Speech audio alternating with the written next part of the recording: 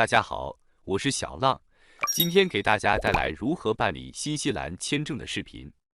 首先，我们打开这个网址，虽然这个网址不是新西兰官方的网站，但是这是他们合作的单位，这家单位是可以帮助你线下提交资料办理签证的。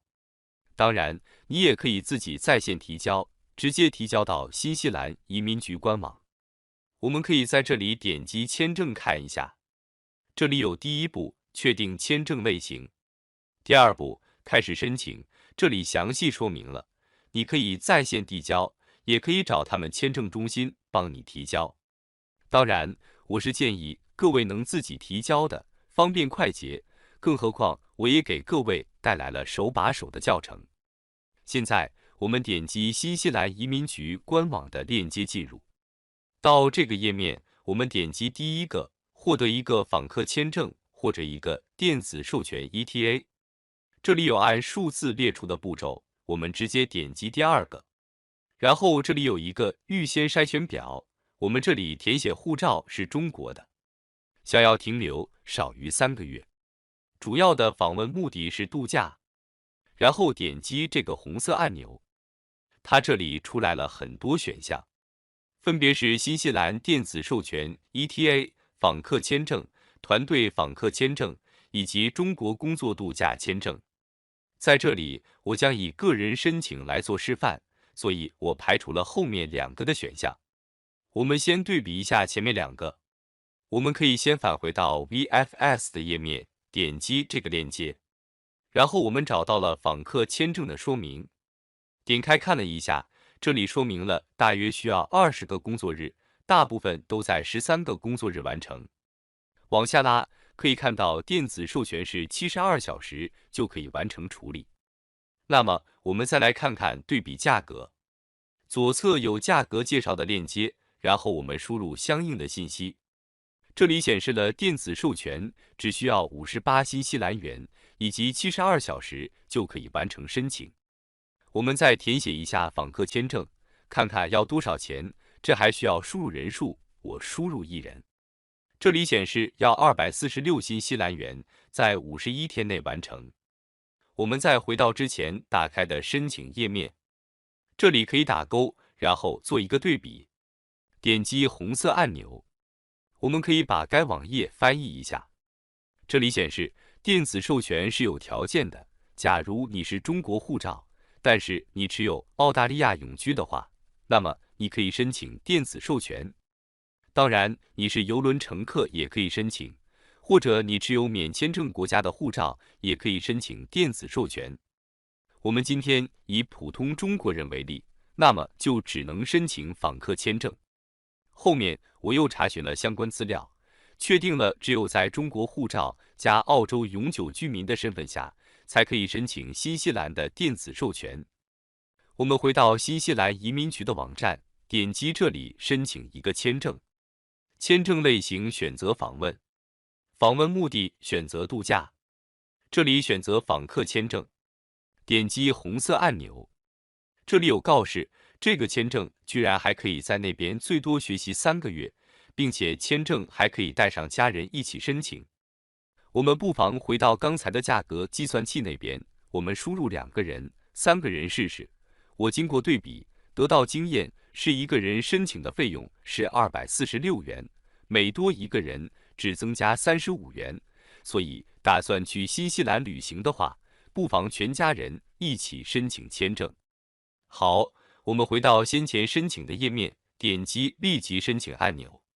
这里会跳到网页底部，询问你是否从太平洋的一些岛国申请，我点击否。这里需要我们创建一个账户，点击蓝色按钮。我们现在创建账号，输入电子邮件、用户名、密码等信息，点击继续。这里的手机号码是非必填项目，可以不填写。选择安全问题以及答案。这里的身份识别码也是非必填项目，可以不填写。这里点击同意，并且继续。到达了申请面板，我们点击我的签证，再点击申请一个签证。这里有相关提示，大意就是让你准备好付款的信用卡或者借记卡、签证的照片以及支持性文件。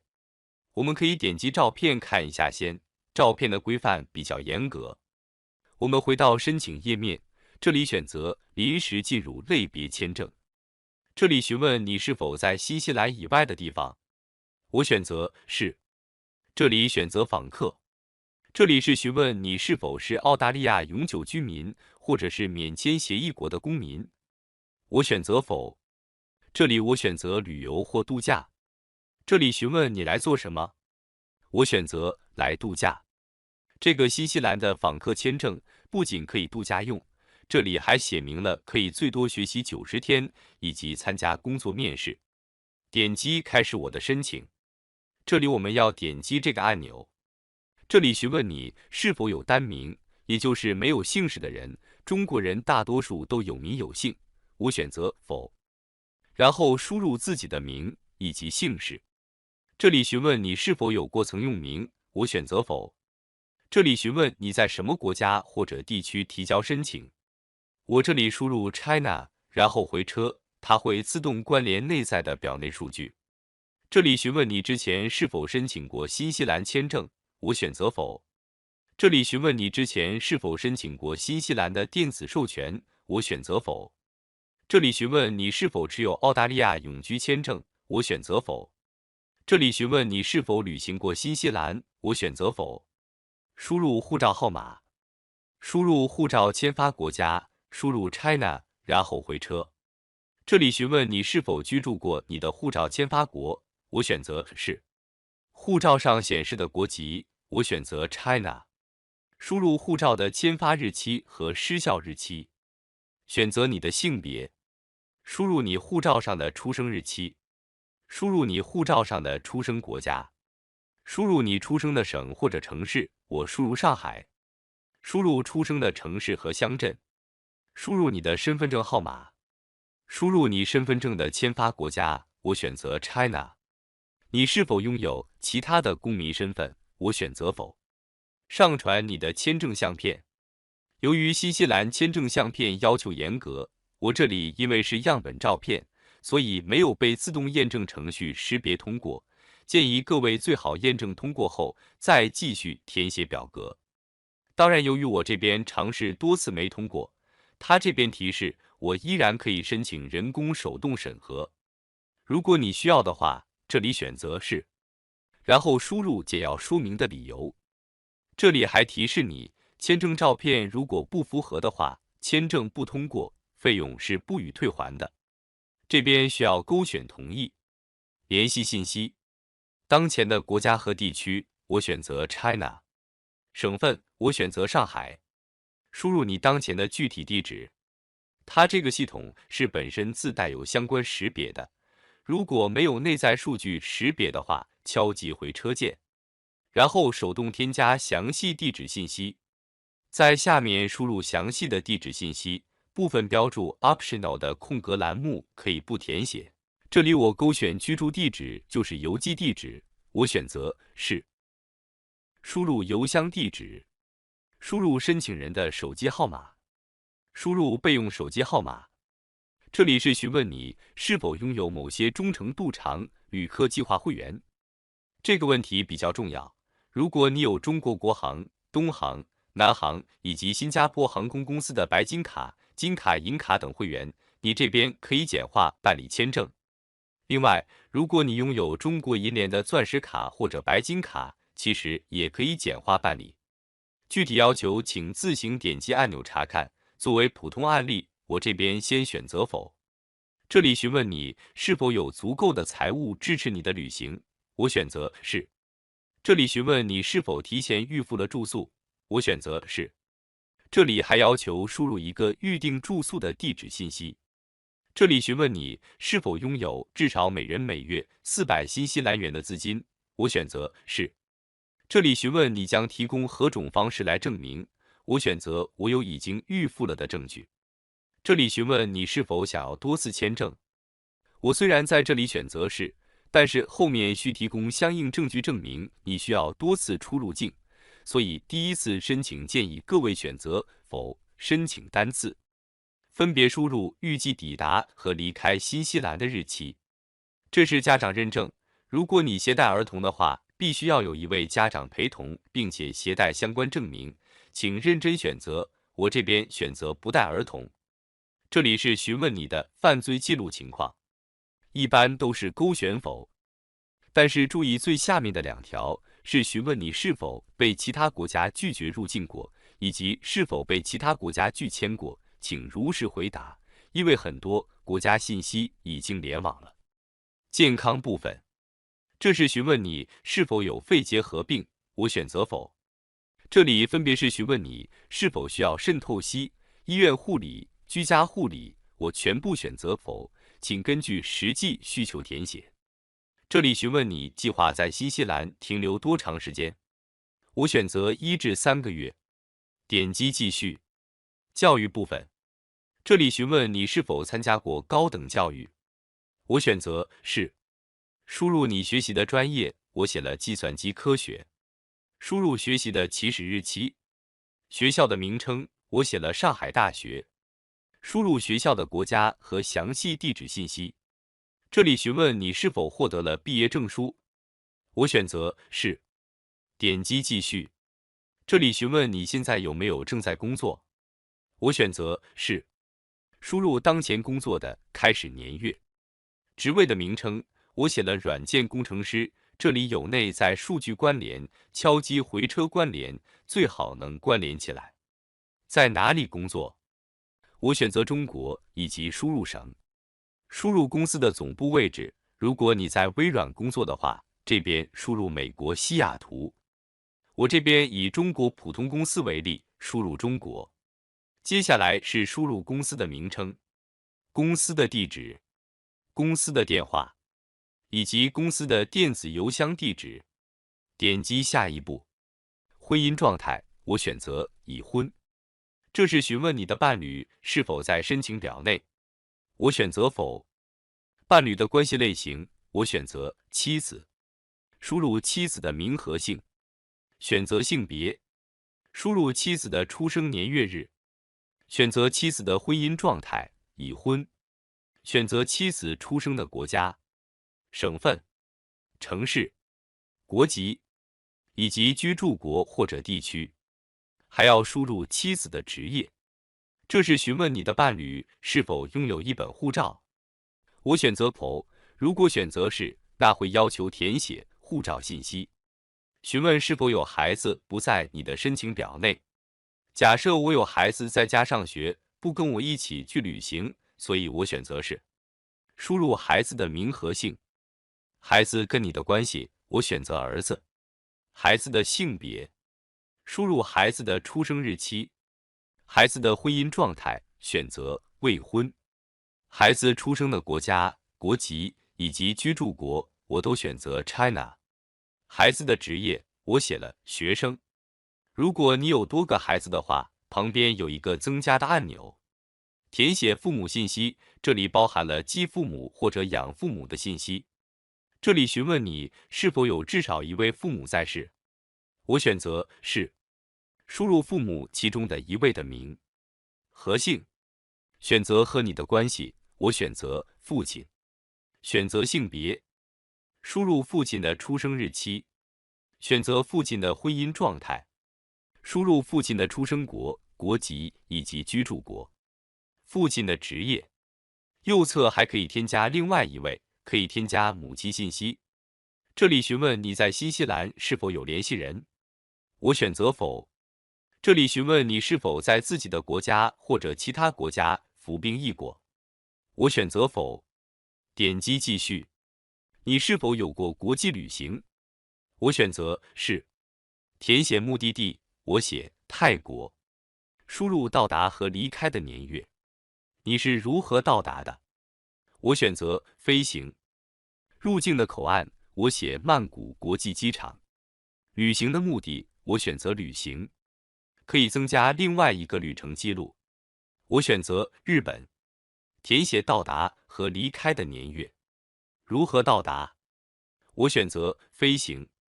到达的口岸，我这边输入大阪的英文会有自动联想，选择大阪国际机场。旅行目的，我选择旅行。点击下一步，这里出现错误，修改一下离开的年，这里错了。另外，这里的入境口岸应该是强制关联表内数据，所以我后面改成了素万那普机场。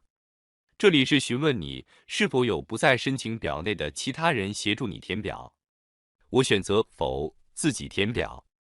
这里有一个建议，也询问你是否有接受在填表中接受过移民建议和帮助，我选择否。保存且继续。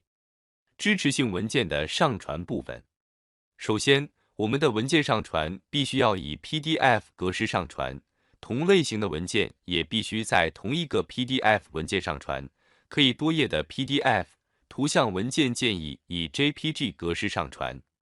其次，我们一些文件如果不带有英文的话，必须要翻译成英文，而且翻译成英文的时候必须要有翻译认证。所谓的翻译认证，就是要标注翻译的机构、翻译人的宣誓词等。我这边推荐各位可以在淘宝上找到相关翻译认证机构，反正自己作为申请人是不能作为翻译人的。这里有提示警方证明和医疗相关的必须英文翻译件。这里勾选是准备上传文件全部英文。上传护照信息页面，我这里尝试上传 JPG 的图片文件，不被接受。这里我教大家如何把图片转换成 PDF 文件。用图片工具打开图片，然后选择打印。这里选择打印成 PDF， 然后选择路径导出。现在就是 PDF 格式的文件了。如果是多个页面的话，可以把图像放入 Word 文档中内，然后利用打印的方式转换成 PDF。这里是上传身份证，身份证由于都是中文的，这里需要翻译件，当然这是可选项。如果上传的话，有助于提供通过率。上传你的户口本，这里是必须上传的部分，必须翻译件。这里询问你是否居住在不同于你国籍的国家，我选择否。上传旅行计划的证明文件，要求英文。关于如何获得旅行计划英文版的教程，请在视频说明区域内寻找。上传多次出入境新西兰的证明文件，说实话这个比较难，建议申请单次签证。这里是上传你的工作证明以及证明你被允许离开工作去旅行，翻译件。这里是上传你的澳大利亚签证，可选项，如果有的话，有助于你申请。澳大利亚签证本身是英文，不需要重复翻译。这里是询问你是否还有其他的证据。如果选择是的话，可选这些，我选择了否。这里询问你是否将提供银行财务证明，我选择是。输入账单类型，也可以是信用卡账单，我这边写了是银行账单。输入中国招商银行上海分行银行经理名字，可以看看账单打印的时候有没有显示，没有的话官网去寻找。输入显示的金额范围。上传银行账单文件，为什么我选择招商银行？因为招商银行可以打印中英双语的账单，省去了翻译环节。上传预付的酒店住宿证明，需要翻译件，其实也有很好的办法搞掂这一选项，请在视频说明区域内寻找。上传你已经支付往返机票的证明，需要翻译件。旅行历史，上传你的旅行记录，也就是护照上盖过出入境章的页面，整合到一个 PDF 文件中去上传。你还有其他的证明文件吗？如果选择是，会出现以下选项：雅思、驾驶证以及医疗保险也可以作为证明，最好可以上传一下旅游医疗保险。如何精明购买旅行医疗保险，可以看我视频说明区域。勾选声明，然后保存且继续。再次浏览和核对信息。勾选阅读完毕，点击准备提交按钮。到达面板页面，我们点击右上方的付款和提交，选择支付方式。我优先选择银联支付，然后支付完毕后等待通过即可。通过后打印出来带在身上即可。